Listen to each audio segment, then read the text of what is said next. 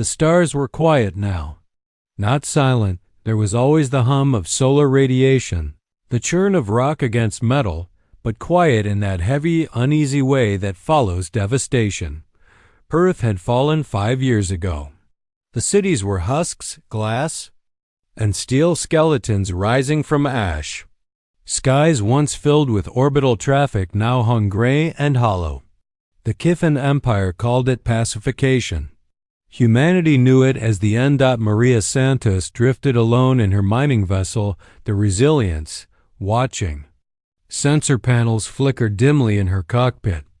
The soft green glow of interface lights bathed her face, making the shadows under her eyes look deeper than they were. She hadn't slept much. Sleep invited dreams, and dreams always brought her back to Earth's last days, her transport ship, fleeing low orbit as the sky bled fire. She had been a cargo pilot, not a soldier. That didn't stop her from remembering every scream the Cums had carried as the Catherine fleets descended. Metal rain, plasma lances, radio silence. She'd survived by staying small, quiet, unimportant, but today felt different. Computer, she muttered, leaning forward, brow furrowed. Run another sweep. Focus on Vector 12 Mark 7. The display responded with a faint pulse, sweeping across the asteroid belt. Her ship had been here to strip rock for helium-3. Simple, honest work, solitary, but safe. That's why she didn't trust the readings now glowing in red on her panel. Massive energy spikes. FTL trace signatures. Power curves that didn't belong here, couldn't belong here. The results came back unchanged. Identical to the last 2 scans. No way. Her heart thudded once, painfully loud in her chest. Computer, confirm analysis. Are those human military profiles? Confirmed via ICHIRPED. She stared.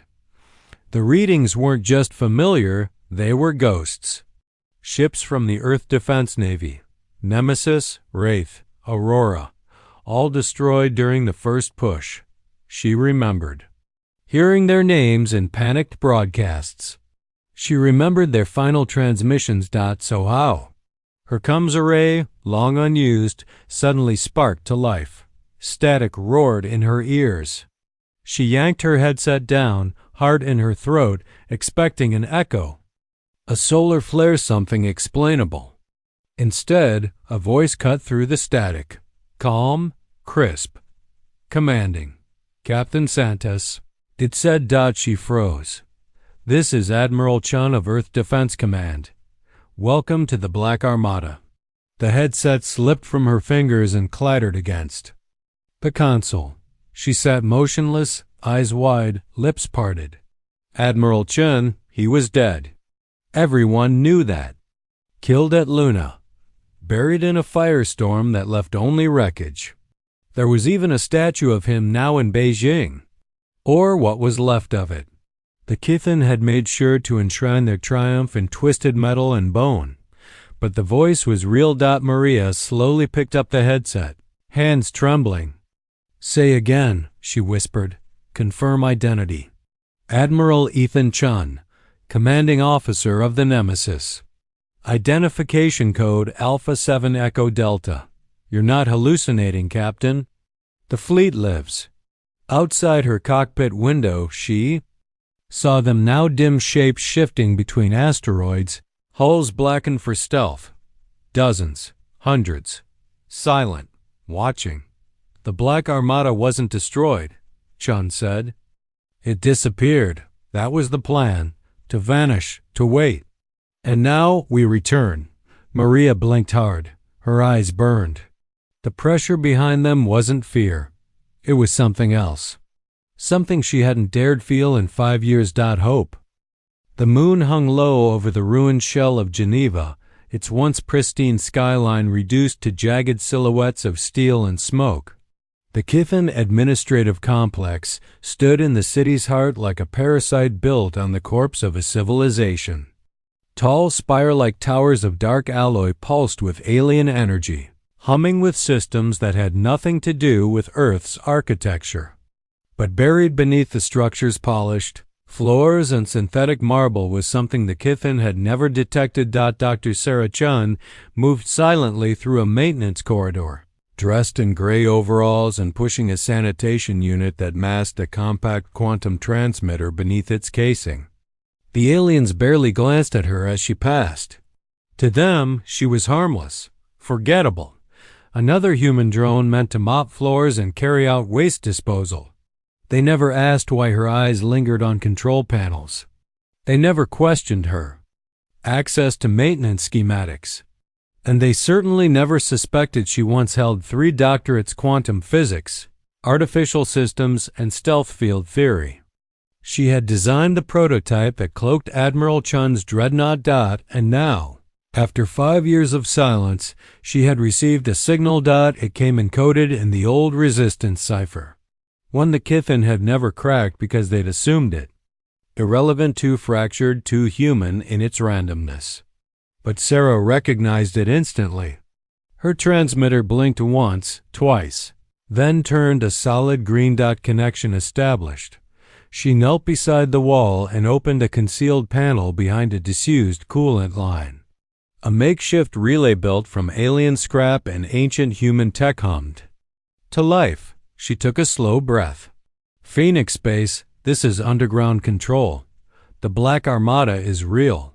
Repeat. Ghost Fleet confirmed active. For a moment, only static.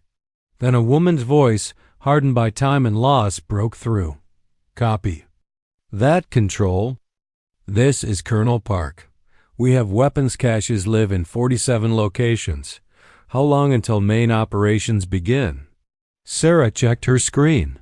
The countdown Admiral Chun had embedded in the activation packet pulsed steadily. 72 hours. Operation Lazarus is a go. There was silence. Then, quietly, Sarah heard Colonel Park laugh a raw, unguarded sound like someone remembering they were alive. Across the world, signals like this one pulsed through the forgotten veins of Earth. In the Siberian tundra, a geothermal lab long thought abandoned came to life as engineers emerged from cryogenic vaults. Beneath the Pacific Ocean, deep-sea submarines powered up their silent drives after 5 years of blackout. In the Australian outback, former Special Forces operatives left their bunkers, weapons in hand, eyes trained on the stars.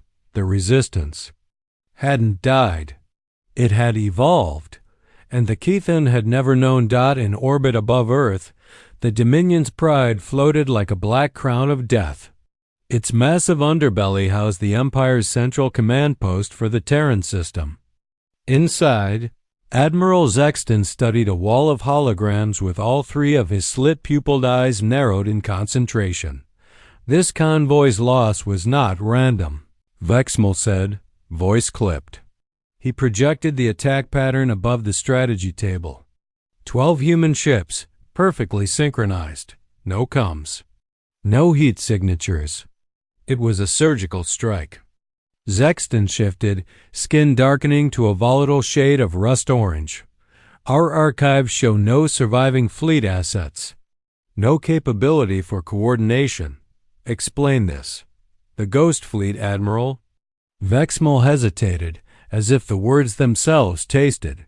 Wrong. They are real. Zexton's hands clenched behind his back. Ghost stories do not destroy cruisers, Vexmal. They do if they're not ghosts, came the quiet reply. Zexton's anger simmered beneath the surface, but he turned. To the cum array, double all patrol routes. Randomize supply schedules. Begin planetary sweeps. And get me high command. Earth may not be as pacified as we believed. But even as he spoke, deep inside the Dominion's pride, a server node blinked red. Hidden in the maintenance logic was a dormant worm one that awoke with Sarah Chun's signal. The Kithen's central database began quietly, bleeding classified troop deployments into a secure resistance channel. The ghost in the machine had awoken, atop the icy cap of Mars, under a camouflage dome invisible to most sensors. Dr. James Wright stood before a silent factory that had slept for half a decade. He held a datapad, fingers trembling not from cold, but from belief. "They're back," he whispered. 1,000 manufacturing units blinked to life. Armored plating began sliding into assembly lines. Fusion cores warmed. Drone foundries activated. Beside him, his daughter, now 15, watched with wide eyes. She'd been 10 when Earth fell, 10 when he promised her that one day someone would come back. "You see that?" he asked her softly. "That's the sound of a lie dying." He tapped the pad again. Across the Martian network, the message spread. "The Black Armada is real. Humanity is no longer silent." In the deepest tunnel of New York's underground rail system, Colonel Park stood before a dusty wall covered in painted words. "We remember." She placed her hand on the mural, whispered the words she hadn't dared speak in years. "We are the storm." Around her, soldiers emerged from the shadows, weapons slung over shoulders, old uniforms reforged with scraps and spirit. Above them, the Kithen walked the streets, unknowing, arrogant, comfortable. It wouldn't last, because the countdown had begun. And Earth was no longer waiting. The Kithen never truly understood the world they had conquered. They cataloged every human city, documented every atmospheric fluctuation, even mapped the DNA patterns of Earth's dominant species. But they had never seen the flicker in a mother's eye as she lied to her child, whispering stories of stars while rationing the last grain of rice. They had never heard the sound of an old soldier clicking an empty weapon as if it were a prayer. They didn't know the shape of human silence, how grief could harden into strategy, how fear could become focus. That ignorance was about to kill them. In the black corridors beneath Geneva, Sarah Chun watched her makeshift command center come to life. The quantum transmitter thrummed with power, blinking coded signals across the Earth's hidden networks. Her fingers danced over controls as one resistance cell after another reported in London, active, Snow Paulo, online, New Delhi, ready, Lagos, armed, Tokyo, awaiting orders. Underground control was no longer theoretical. It was operational. Alive. She leaned back for the first time in hours, staring at a wall covered in handwritten names, scientists, soldiers, medics, poets, people who had vanished after the fall. Most of them presumed dead, but Sarah had kept the list, updating it in secret. Now, as names blinked green on her screen, she realized something extraordinary. More than half were alive. More than half had never stopped fighting. A soft chime pulled her back. "Phoenix Base," came Colonel Park's voice, low and firm. "Phase 1 ready. Do we have confirmation from the fleet?" Sarah checked the feed. A single glyph glowed. On the side display, a stylized angular nemesis icon with a green pulse. "Admiral Chun is standing by. All Ghost Fleet groups are in position." Colonel Park didn't hesitate. Then it begins. Far above the Earth, cloaked in shadow near Neptune's orbit, the dreadnought Nemesis drifted silently among the stars. In its core command chamber, Admiral Ethan Chun stood before a vast tactical display shaped like the solar system itself. Red dots marked Kithen installations. Blue pulses indicated resistance cells. And in the deep black where no enemy dared to look green, the ships of the Black Armada. They were no longer rumors, no longer phantoms. They were fangs waiting to close. "All strike groups report ready," said Commander Lisa Park, his tactical officer and sister to Colonel Park. "Targets are locked. Signal from Earth confirmed." Chun stared into the void. For 5 years, they thought they had ended us. For 5 years, we taught our children to whisper under tyranny, to bleed in silence. No more. He turned to face the gathered officers. Their uniforms were a patchwork of old insignia, civilian jackets, and armor scraped together from broken colonies. They weren't polished. They weren't official. They were real. Begin Operation Lazarus. Let's wake the dead. The first target was a supply convoy and Lunar Orbit 6 cargo ships, 2 Kithan patrol vessels, and a command shuttle. Captain Alina Vasquez had stalked them for 2 days aboard the Wraith, hiding in the thermal shadows of debris fields. She watched them through the scope now, the shapes clear against the backdrop of the moon. They're loaded with artifacts again, she muttered. Earth paintings, human books. They collect them like trophies. The Wraith's comm system clicked as 11 Allied ships signaled readiness. All ships. This is Wraith Actual, Vasquez said. Target the escorts first. We want the cargo intact. Hit hard. Hit fast. No survivors among the command crew. With a pulse of silent energy, the Black Armada struck. Kithan ships exploded before they could even identify targets. Human vessels emerged from stealth one after another, firing coordinated salvos and deploying boarding pods. The alien escorts spun wildly in space, their shielding too slow, their formation already shattered. Vasquez smiled grimly as her crew locked on to the fleeing cargo ships. "Hello, you arrogant bastards," she whispered. "Welcome to the new Earth." Within 4 minutes, it was over. The humans didn't destroy the cargo. They took it. They didn't kill the crews. They paralyzed navigation and ejected the Kithan in stabilized pods, floating helplessly among the stars. A message was transmitted across alien frequencies. We are still here. We are watching. We are waiting. And then came the signature no Kithan had seen in 5 years. Ghost Fleet Protocol. Active. In the control chamber of the Dominion's Pride. Admiral Sexton watched in growing horror as reports poured in. 17 installations hit in the past 6 hours. Convoys gone. Patrols missing. Relays dark. No distress signals. No survivors. Just black static and ruined data logs. Vex Mel stood beside him, visibly shaken. This is impossible. We scoured this system. There were no fleets. No infrastructure. They were hiding, Sexton hissed. No, Vexmel said slowly. They were waiting. Sexton stepped closer to the star map. The strikes weren't random. They were surgical, calculated, and then he saw it. The pattern. Every attack herded his remaining forces toward Europa, his own staging ground. He was being maneuvered like prey, his skin flushed deep crimson, alert. "High Command," he said, "the Terrans are not defeated. They're evolving. They're planning." He looked up at the void, "And we're not at war with them. We're already losing." In the streets of Tokyo, a girl no older than 12 painted the symbol of the Black Armada on a wall with stolen paint. A spiral around a jagged line storm and ghost in one. Behind her, as the EMPs began to fire and Kithan Patrol scrambled. Blindly in the dark, she smiled. Earth wasn't rising. It was returning. Jupiter loomed like a wounded god, its great red eye swirling with ancient storms.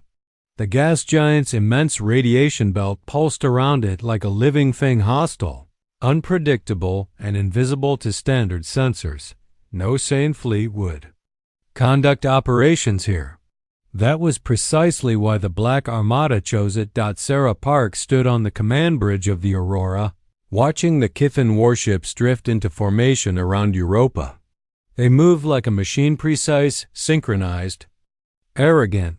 53 vessels, including battleships, shield barges, and the pride of their empire. The Dominion's Flame. A ship so large it blocks starlight. They're setting up to defend, not hunt, her second-in-command observed. Why defend Europa? We've never hit it. We didn't need to, Sarah replied, eyes fixed on her holographic display. We made them afraid of losing it. From the shadows of Io's magnetic field, 19 Black Armada ships sat cloaked. Some were refurbished destroyers. Others were new built in secret, combining stolen alien tech with stubborn human design. The Aurora was among the newest, with weapon systems that had never been tested in real combat. She didn't plan to test them. She planned to demonstrate them. All ships. "This is Aurora Actual," she transmitted. "Drop stealth in 10 seconds. Begin formation, Lambda 5. No central control. All captains execute swarm protocols. We strike like chaos." She hesitated. Not from fear, she knew fear well, but from awe. Her crew had trained for this day in tunnels and bunkers. Some had spent 5 years pretending to be farmers, janitors, or corpses. Now they wore armor stitched together from scrap and hope, breathing air inside ships that were held together by desperation and resolve. "Today," she said, "we don't fight to win. We fight to show them what they've never understood. Humanity doesn't follow the rules of conquest. We make our own." The cloaks dropped in silence. The Black Armada emerged from the shadow of Io on the Dominion's Pride. Admiral Sexton stared at the tactical screen, his 3 eyes widening as human ships began to appear one after another, blinking into visibility. Across his perimeter. "Impossible," he muttered. There were no energy spikes, no engine trails. They were ghosts, Vexal said, almost reverently. Sexton snapped back into command mode. "Activate all squadrons. Focus fire. Lock on to that central ship target, their command hub." But the humans didn't behave like a fleet. They didn't form lines. They didn't protect a flagship. They scattered. The Kithan formation opened. Fire with full force barrages of plasma rounds and antimatter charges. But each time they locked onto a human vessel, it was already gone, using gravitational slingshots and radiation shadows to maneuver like wasps around a dying beast. "They're not retreating," Vexal said in disbelief. "They're circling." Sexton watched the chaos unfold. Ships exploded in bursts of light, but for every human ship that vanished, 3 more appeared from new angles. They weren't broadcasting. They weren't coordinating through conventional means. And yet, they moved with terrifying synchronicity. "How are they communicating?" he demanded. "They're not," Vexal whispered. "They trust." Inside the Wraith, Captain Vasquez grinned as she fired another salvo into a Kithan flanker, watching its shield collapse and hull split open like fruit. "They taught us to fear formation. So we broke it," she muttered. "They taught us to rely on central command, so we learned to fight like fire." Her screen lit up with another kill count, then another, then 20 more. The Wraith danced between incoming torpedoes like a phantom. From the edge of the solar system, Admiral Chun watched it all unfold on a live relay feed. The battle around Europa looked like a storm of fireflies tearing apart a spider's web. "Status?" he asked. Lisa Park scanned her console. "Enemy fleet. At 63% operational strength. 5 capital ships disabled. No major losses on our end." Chen nodded slowly, but his eyes were locked on the growing shape of a trap. Human ships were driving the Kithan into tighter orbits, limiting their mobility with every strike. "It's working," he murmured. "Not because we outgunned them, but because they've never seen an enemy like us." He tapped a button, linking into the broader resistance channel. "Ground teams," he said. "Initiate." In London, the sewers erupted with flashbangs and gunfire as resistance fighters swarmed Kithan patrol bunkers. In Nairobi, the power grid overloaded, knocking out alien surveillance for 12 full minutes, enough time for local cells to hit.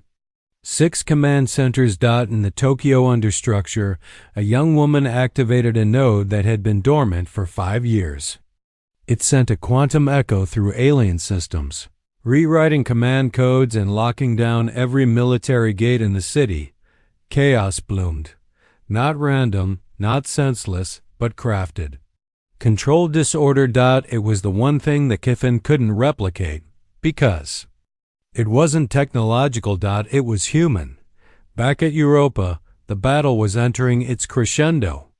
The Kethan were still more powerful, still more advanced, but they were unraveling. Sexton stared at his hollowing formation. His command tree, so meticulously structured, was now a bleeding lattice of failing units and lost contact pings. He saw his flagship surrounded. The Aurora was directly in front of him, shields flickering but undeterred. He opened a channel. The human captain appeared. A young woman, calm, focused. "You could have destroyed us 5 years ago," he said bitterly. "Why wait?" Sarah Park tilted her head. "Because we needed to learn what kind of enemy you were." She leaned closer to the camera. "And now we know how to beat you." The feed cut. The Aurora opened fire. Hours later, the battlefield was quiet again. Human ships floated among wreckage. The Kethan fleet was broken. Their command ships scattered. Their doctrine of superiority had collapsed. But the war was not over. Because now, after 5 years of occupation, after silence and shadow, the Black Armada had drawn blood, and the galaxy had felt it. Smoke drifted across the shattered skyline of Johannesburg, curling around the alien towers like ghosts reclaiming their graves. The streets had been quiet for 5 years. Not peaceful, subdued, the kind of silence that follows a funeral. The kind of quiet that smells like ash and humiliation. But now, Earth was screaming back. The Kethan called it anomaly season. Seismic tremors in the outback. Sudden radiation bursts in Antarctica. Flickering power nodes in Tokyo's command grid. They thought it was Earth destabilizing under their weight. It wasn't instability. It was ignition. Across every continent, every ocean, every hidden cave, Earth's resistance surged. On the deck of the Aurora, Captain Sarah Park watched as real-time feeds flooded in grainy, shaky camera footage, but enough to see the truth. In São Paulo, a wave of masked civilians stormed a Kethan food depot, overpowering guards with stolen tools. In London, resistance fighters emerged from the sewers beneath Parliament, hoisting banners of the Old Earth Federation. In New York, a Kethan garrison station burned while civilians chanted 3 words that had become prophecy. "We are the storm." "Global resistance has reached 70% of projections," said her tactical officer. "Urban zones are uprising in unison. Submerged cells are activating across oceanic sectors. And we just got confirmation from the Mariana Bastion." Sarah looked up, breath catching. The Mariana Bastion hadn't been mentioned in 5 years. It was legend. A secret facility buried deeper than any Kethan sensor could reach, built in the last desperate days before the fall. No one ever confirmed if it had survived. Now it had. A low-res transmission filled the screen. A bald, weathered man saluted stiffly from a dimly lit war room. "Colonel Hauser." "Mariana Bastion online. Launch bays operational. 8 strike submarines armed and ready for surface breach." "Orders, Captain?" Sarah blinked. "You're 5 years late, Colonel." The man grinned, fashionably. In the upper atmosphere, the Black Armada tore through Kethan orbital stations. They moved like a phantom tide emerging from radiation belts, gravity wells, and ancient human satellites no alien would have suspected were weaponized. Captain Vasquez's Wraith blinked into high Earth orbit and fired its primary cannon directly into a Kethan deployment satellite. The beam punched through the hull and triggered an overclocked core reaction. The entire ring station collapsed in a chain reaction of implosions, raining wreckage over the Atlantic like a metal thunderstorm. She pulled back, sensors already mapping. "The next wave. This is no longer a raid," she said. "This is an exorcism." Beneath the surface of Geneva, Dr. Sarah Chun stood at the heart of the Kethan's global data relay, the Source Spire. Once considered impenetrable, It now stood vulnerable as security forces scrambled elsewhere, caught in the chaos above. Wearing stolen armor and a pulse disruptor on her hip, she moved like she belonged there. Like she'd always belonged there. She reached the central node. A monolithic shard of alien crystal suspended above a pool of quantum coolant. It pulsed with the Empire's stolen data, millions of human files, cultural logs, biometric trackers. This was their control center. Their leash. She pulled the EMP emitter from her belt and attached the spike to the interface.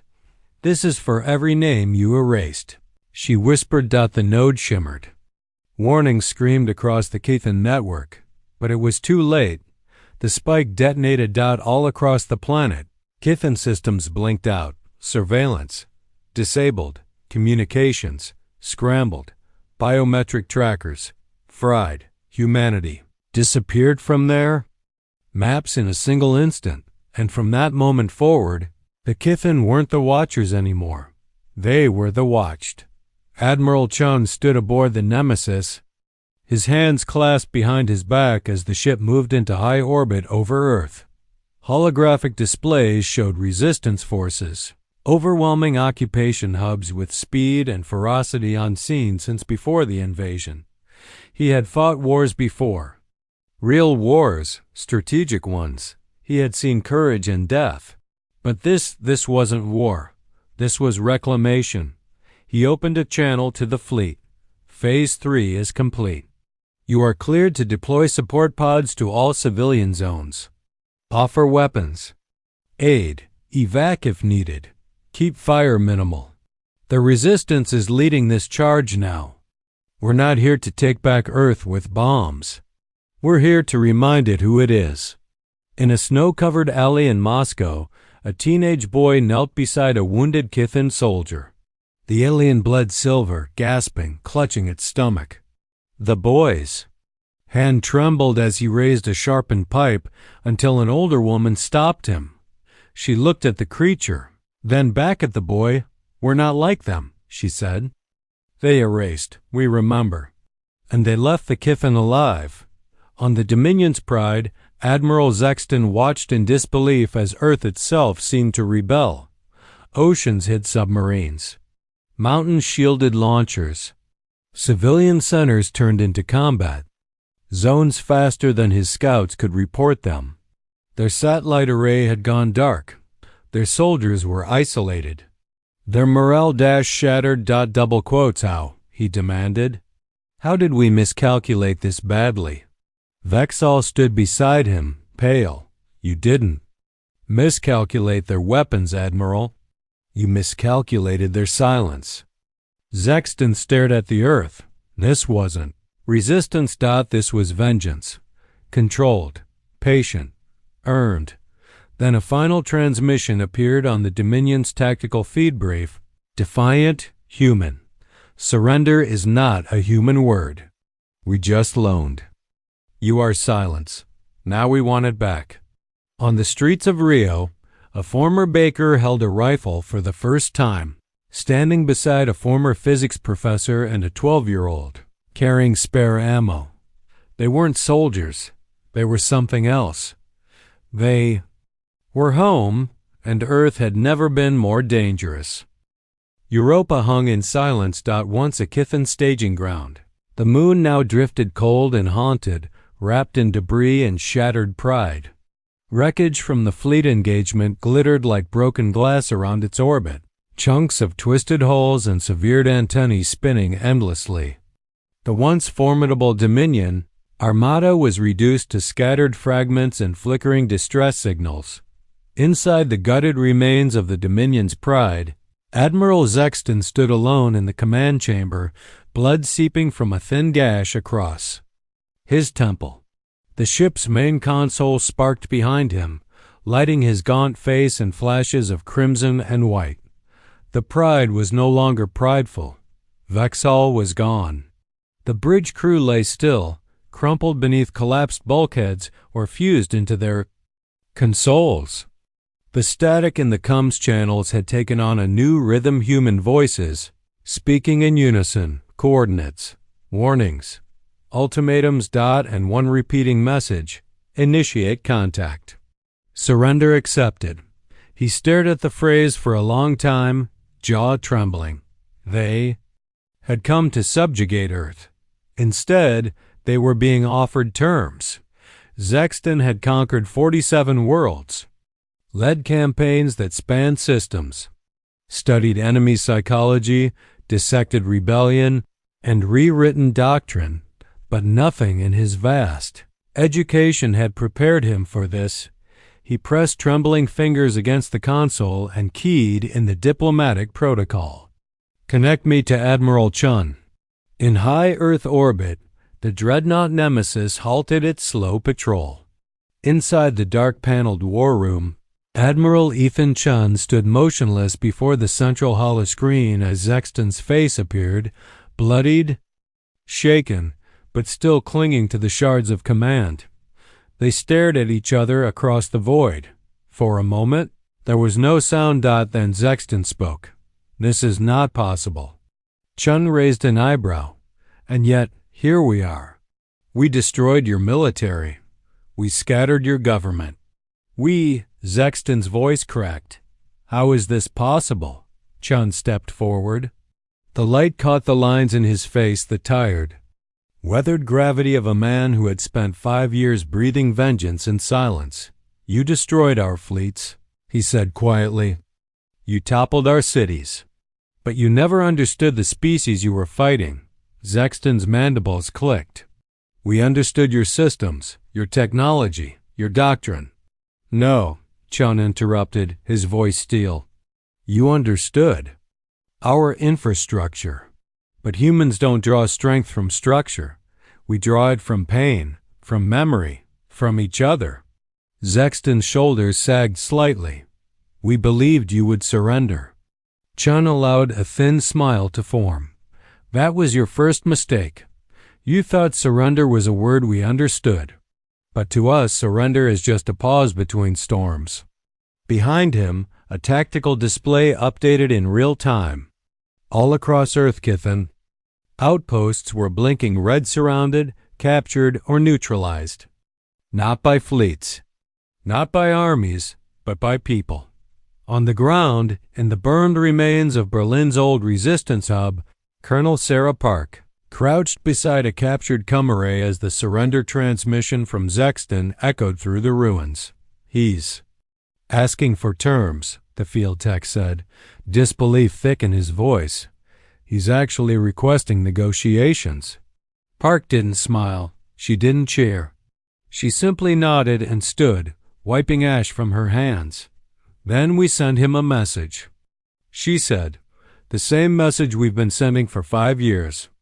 She turned to the crowd behind her: fighters, civilians, scavengers, survivors, and raised her voice. "No executions, no slavery, no chains. We are not the Kithen." They cheered, not with wild screams, but with solemn fists and nods. A revolution with restraint. Power without cruelty. Back on the Nemesis, Chun folded his arms. "You have one choice, Sexton. You and your empire." "And what is that?" "Leave. Withdraw from Earth. Return to your homeworlds. We won't follow. We won't pursue. But if you stay..." He let the weight of the silence hang there. Sexton glanced around the ruined wreck of his bridge. He could still hear the faint echo of Kithen battle hymns recordings looped for morale that now sounded like funeral chants. He looked up, and his skin slowly shifted from blue to pale silver, the color of resignation. "You have become something we don't understand." "No," Chun replied, soft but certain. "We've always been this. You just never saw it." Sexton bowed his head, then disconnected. 3 days later, the last Kithen transport ship departed Earth orbit. They did not broadcast threats. They did not fire parting shots. They left in silence, from the hills of California to the shattered domes of Mars. People stood and watched the stars as the Kithen disappeared beyond the sun's glare. There were no fireworks, no banners, no parades. Just breathing, Just sunrise. Just peace. On the observation deck of the Ceres station, once a prison camp, now a sanctuary, Captain Maria Santos stood beside Admiral Chun, watching Earth rotate slowly beneath them. "Did we win?" she asked quietly. Chun didn't answer for a long moment. Then he turned to her.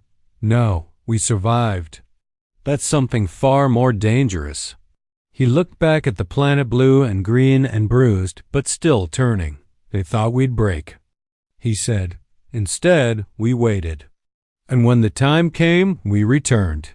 On the dark side of the moon, in a facility not listed on any map, a panel blinked to life. A woman in a gray coat, tattered but dignified, stood before a screen of alien design.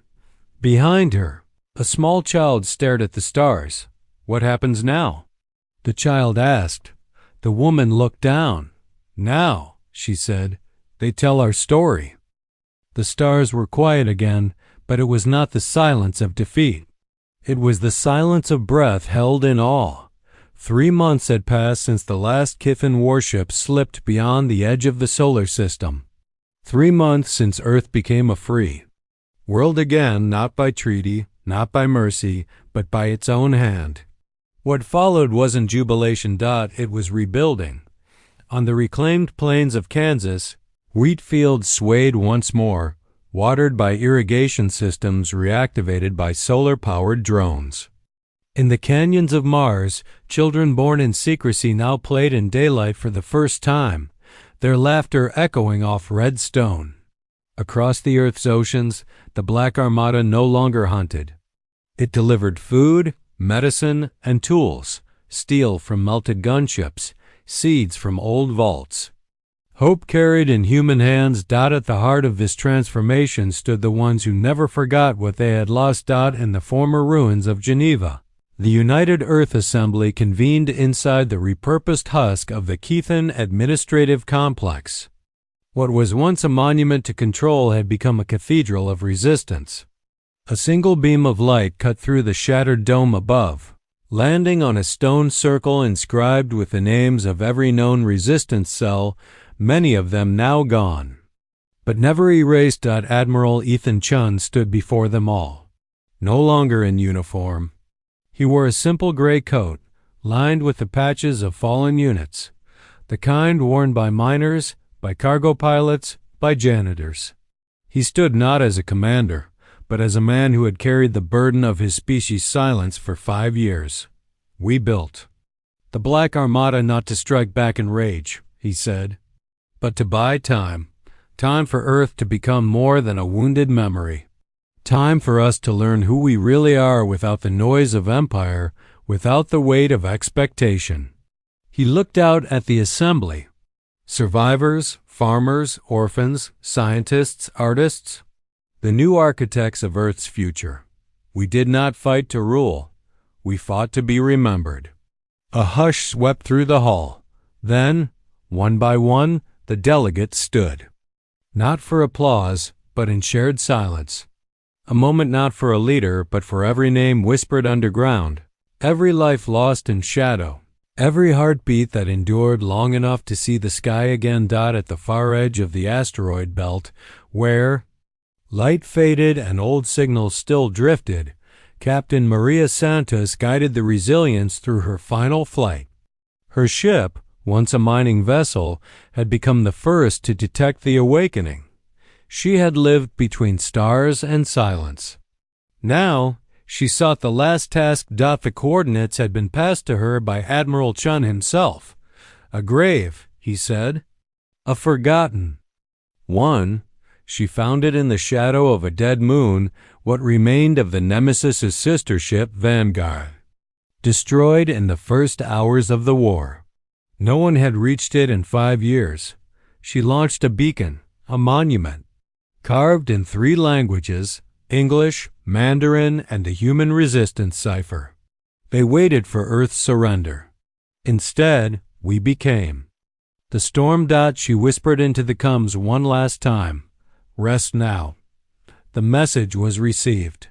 And on a broadcast frequency sent across the galaxy through encoded pulses, Ancient networks and shattered alien com relays, a new signal began to spread. It wasn't a threat. It wasn't a demand. It was a memory.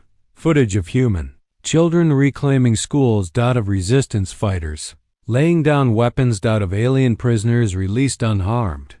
Of a blue planet rising not in vengeance, but in vision. In the outer spiral arms, among planets that had only heard whispers of Earth's fate, the signal was intercepted.